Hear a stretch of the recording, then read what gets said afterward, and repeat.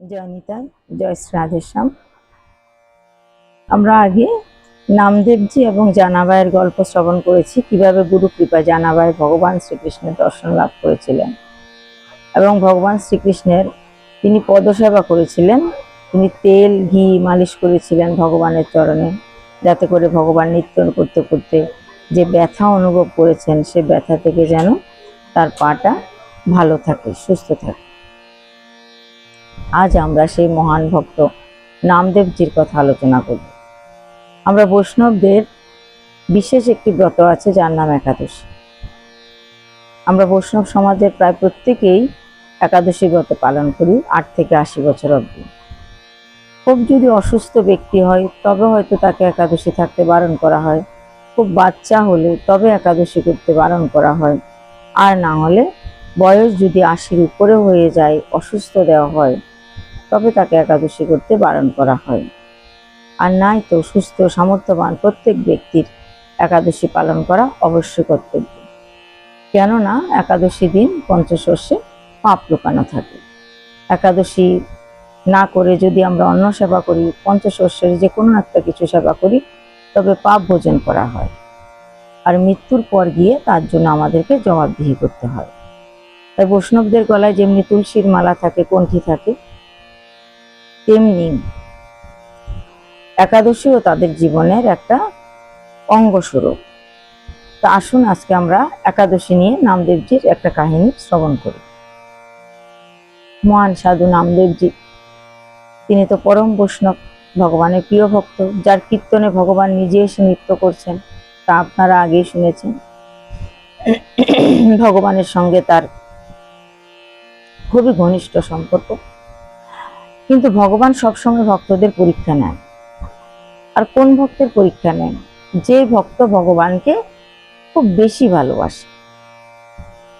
অভক্তকে তাড়াতাড়ি কৃপা করেন, কিন্তু যারা ভগবানের একনিষ্ঠ ভক্ত, ভগবানকে খুব চাইতে থাকেন, খুব ভালোবাসতে থাকেন, খুব নিয়ম নিষ্ঠার সঙ্গে নিজে ভজন করেন, অপরকেও ভজন করান, তাদেরকে তো ভগবান আরো বেশি পরীক্ষা নেন। তো নামদেবজি কেমন চরিত্রের ছিলেন? নামদেবজি নিজে একাদশী তো পালন করতেনই, কিন্তু তার আশেপাশে কেউ যদি একাদশী না করে, তার কাছে গিয়েও বলতেন, তোমরা একাদশী করো, একাদশী করা ভালো, একাদশী করা মানে সেদিন পাপ থেকে বাঁচা, একাদশী করে তোমরা কোনো অন্ন সেবা নিও না, ফলাহার করো। আর যদি শুনতেন যে কেউ একাদশী ব্রত করেনি, তার ঘরে রুটি করা হচ্ছে, উনুন জ্বলেছে, সবজি রুটি ইত্যাদি করা হচ্ছে বা অন্ন করা হচ্ছে, নামদেবজি দৌড়ে চলে যেতেন সে বাড়িতে গিয়ে কি করতেন? উনুনে জল ঢেলে দিতেন।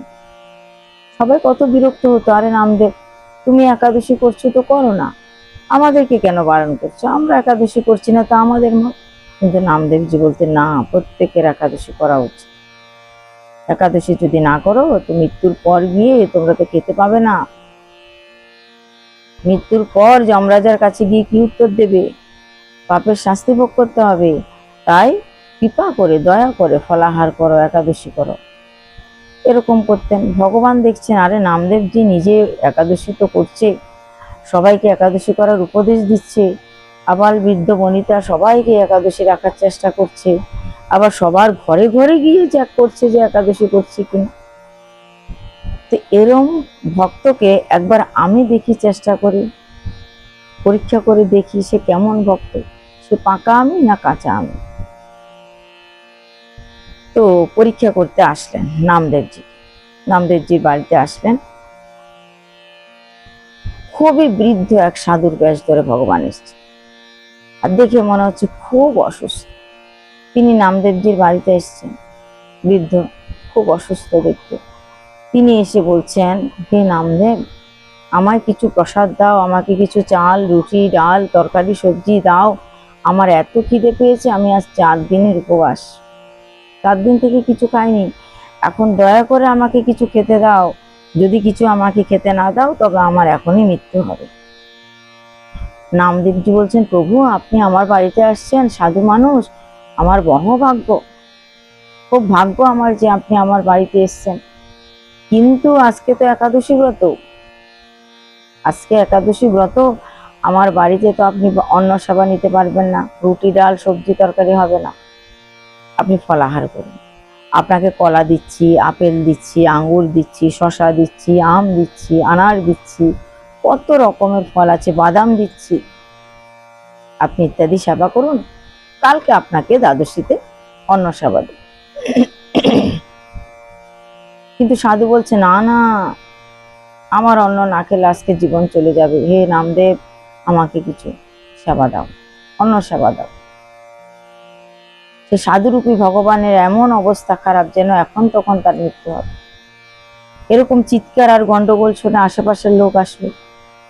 আশেপাশের লোক এসে দেখে সত্যি এর অবস্থা এত খারাপ, কেউ তো জানে না যে ইনি ভগবান লীলা করতে এসছেন। সবাই নামদেবকে বলছে, আরে নামদেব তুমি নাকি কিছু অন্ন সেবা দাও, উনি 4 দিন খায়নি বলছে অন্ন। নামদেব বলছে, কখনোই না, আজকে একাদশী তিথি। একজন বলছে, আরে প্রভু আপনি আমার বাড়ি চলুন, আমার বাড়িতে আমি আপনাকে অন্ন সেবা দেব, এই নামদেবের কথা শুনবেন না, আমার বাড়ি চলুন, আমি আপনাকে অন্ন সেবা করব। নামদেব বলছে, না না, আমার বাড়িতে এসছে সাধু, আমার বাড়িতেই থাকবে, কারো বাড়িতে যেতে দেব না। উনি যখন আমার বাড়িতে এসছেন তো আমার বাড়িতেই থাকবেন, ফলাহার করবেন, জল খাবেন, দুধ খাবেন, কিন্তু না অন্য কোথাও যেতে দেব না। সবাই কত নামদেবজিকে মুখ করছে, কত রকম কথা বলছে, নামদেব তুমি নিজে তাকে খেতে দেবে না অন্ন, আমাদের বাড়িতেও আসতে দেবে না, এটা তোমার কি বিচার? সবাই নামদেবজিকে খুব মুখ করছেন, কিন্তু নামদেবজি কি এক কথা, আমি সাধুকে কারো বাড়িতে যেতেও দেব না, আর এখানে থেকে ফলাহার করবে, অন্ন আজকে দেব না, যেহেতু আজকে একাদশী তিথি। সাধু বলছে, আমি যদি মারা যাই তাহলে কি হবে, তোমার পাপ লাগবে। বলে, মারা গেলে তো আরো ভালো কথা, একাদশীতে মারা যাবেন, স্বর্গের রাস্তা খোলা, সোজা বৈকুণ্ঠে পৌঁছে যাবেন। লোকে বলে, হায় হায় দেখো কি বলছে নামদেব, এই মারা যাওয়ার কামনা করছে, মারা গেলে বৈকুণ্ঠে পৌঁছে যাবে। বলে, হ্যাঁ। ছোট ছোট বাচ্চা কয়েকজনকে বলছে, আয় আয় বাবা তোরা আয় তো, ওনাকে ঘিরে ধরে সবাই মিলে বসে আমরা নাম করি, এই হরিনাম শুনতে শুনতে একাদশী তিথিতে যদি ওনার মৃত্যু হয়ে যায় তবে একদম বৈকুণ্ঠের রাস্তা পরিষ্কার, বৈকুণ্ঠে চলে যাবে। সবাই মিলে এসে, ছোট বাচ্চারাও তো বুঝে না, উনি তো অসুস্থ হয়ে যেন অজ্ঞান হয়ে ভান ধরে পড়ে গেছে, ভগবান এমন লীলা করছে যেন তিনি অজ্ঞান হয়ে যাচ্ছেন। সবাই চোখে মুখে জলের ছিটা দিচ্ছে, একটু জল দিচ্ছে চামচ কেটে কেটে, আর নামদেবকে তো কত কথা বলছে। নামদেব সবাইকে নিয়ে, বাচ্চাদেরকে নিয়ে ঘিরে নাম করছে, হরিনাম করছে। বলে, হরিনাম করো, হরিনাম করতে করতে ওনার যদি প্রাণ বেরিয়ে যায়, প্রাণ যদি ছুটে যায় তবে বহুত ভাগ্য। একে তো একাদশী তিথি, তার মধ্যে হরিনাম শ্রবণ করতে করতে তার মৃত্যু হলে একদম স্বর্গে পৌঁছে যাবে। উনি আমার অতিথি, আমি ওনার অকল্যাণ কখনো চাইতে পারি না, আমি ওনার কল্যাণ চাই। নামদেবজি কীর্তন করছে, আর ভগবানও এত তিনি লীলাকারী, এতই তিনি লীলা করছেন, ভগবান এবার শ্বাস ত্যাগ করলেন। নাকে তুলো দিয়ে দেখছে, শ্বাস বইছে না, হাতে কেউ শিরা দেখছে, শিরা নড়ছে না। সবাই বলছে, হায় নামদেব তুমি কি করলে, এই সাধু বৈষ্ণব তোমার কাছে আসলো একটু অন্ন সেবা চাইতে, কিন্তু একাদশী তিথি বলে তাকে তুমি অন্ন দিলে না, এরকম করলে। নামদেবকে সবাই মুখ করছে, সাধু তো প্রাণ হারিয়ে ফেলেছে ভগবানের লীলা দেখ। নামদেব তখন বলছেন, আরে সাধু যখন দেহ রাখলেন একাদশী তিথিতে আমার বাড়িতে, তো তিনি তো বৈকুণ্ঠে পৌঁছে যাবেন, কিন্তু তাকে অন্ন না দেওয়ার জন্য একাদশী তিথিতে আমার যদি কিছু পাপ লাগে, আমার যদি অপরাধ হয়, তবে তার প্রায়শ্চিত্ত আমরা করতে রাজি আছি। তা আমার বাড়ির উঠানে একটা চিতা সাজানো। নামদেবজি কি করলেন, সবাইকে নিয়ে তার বাড়ির উঠানে একটা চিতা সাজানো, বড় করে চিতা সাজানো। সেই চিতার উপরে ওই ঠাকুর রূপী সন্ন্যাসীকে শুয়ে দেওয়া হয়েছে। ঠাকুর তখনও কিন্তু নিশ্চুপ, ঠাকুর রূপী সন্ন্যাসীকে শুয়ে দেওয়া হলো চিতার উপর। আর নামদেব বললেন, আমি, আমার স্ত্রী এবং আমার 2 ছেলে মেয়ে আছে নামদেবজি, তারাও, আমরাও ওই সাধুর সঙ্গে চিতায় উঠে আমরাও জীবন দিয়ে দেব। কেননা সাধু আমার বাড়িতে এসেছিল, অন্ন সেবা পাইনি বলে দেহ রেখেছে, তাই আমারও যদি কিছু অপরাধ হয় আমিও সাধুর সঙ্গে চলে যাব। এদিকে নামদেবকে তো সবাই মিলে কত রকম মুখ করছে, কত রকম অশ্লীল ভাষায় কেউ গালাগালিও দিচ্ছে। কেমন ভক্ত দেখো, নিজেকে এত ভক্ত বলছে, অথচ একজনের প্রাণ নিয়ে নিল। ভগবান তাও চুপ করে সব লীলা দেখছে। বড় চিতার উপরে মাঝখানে শুইয়ে দেওয়া হলো সাধুকে, দুই পাশে তার স্বামী স্ত্রী দুজন, দুই ছেলেকে কোলে নিয়ে বসে গেলেন। সবাইকে বললেন, ঘি ঢেলে দাও, আগুন দিয়ে দাও, আমরা এই চিতাতে বসেই ছেলে মেয়েকে নিয়ে, সন্তানকে নিয়ে দুজন আবার পরম ধামে ভগবানের কাছে প্রস্থান করব।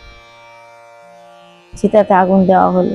নামদেব বসে আছে, তার স্ত্রীও সেরকম সতীসাধ্বী রমণী বসে আছে পুত্র কোলে নিয়ে। আগুন জ্বলতে জ্বলতে জ্বলতে জ্বলতে যেই ভগবানের গায়ে একটু লাগলো, ভগবান লাফিয়ে চিতা থেকে নেমে গেল, আর এক হাতে নামদেবজিকে আগুনের মাঝখান থেকে তুলে নিচে নামালো, আর এক হাতে নামদেবজি স্ত্রীকে চিতার থেকে নিচে নামিয়ে আনলেন। তখনও ভগবানকে কেউ চিনতে পারছে না। আরে সাধু তো জীবিত আছে, সাধু তো মরছে না, সাধু তো জীবিত হয়ে গেছে। ভগবান তখন বললেন, হে নামদেব, আমি তোমার পরীক্ষা করার জন্য এখানে এসেছি, যে তুমি কেমন ভক্ত। সবার বাড়ি বাড়ি গিয়ে দেখো তুমি একাদশী করছে কি না করছে।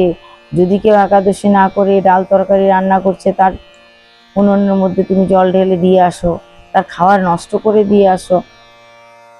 এই কারণে আমি তোমাকে পরীক্ষা করার জন্য এসেছি। হে নামদেব, তুমি ধন্য, তুমি ধন্য, তুমি, তোমার স্ত্রী, তোমার পুত্র সবাই ধন্য যে তোমরা একাদশী ব্রত নিজেরা করছো এবং অন্যরাও যেন একাদশী ব্রত করে সেই জন্য উদ্বুদ্ধ করছো। তো নামদেব এমনই এক ভক্ত ছিলেন, চতুর্ভুজ শঙ্খ চক্র গদা পদ্মধারী নারায়ণ নামদেবজিকে সেদিন দর্শন দিলেন সাক্ষাৎ এবং তাদের সপরিবারে কৃপা করলেন। তো ভক্ত আর ভগবানের এই মধুর কাহিনী আমাদেরকে একাদশী থাকতে উদ্বুদ্ধ করে। যারা বৈষ্ণব মতে দীক্ষা নিয়েছেন তারা অবশ্যই একাদশী ব্রত পালন করবেন, পঞ্চশস্য ত্যাগ করবেন। কেননা একাদশী একদিন উপবাস, ফলাহার, জলাহার কিংবা দুগ্ধ আহার করে থাকলে তাতে আমাদের শরীরটাও ভালো থাকে।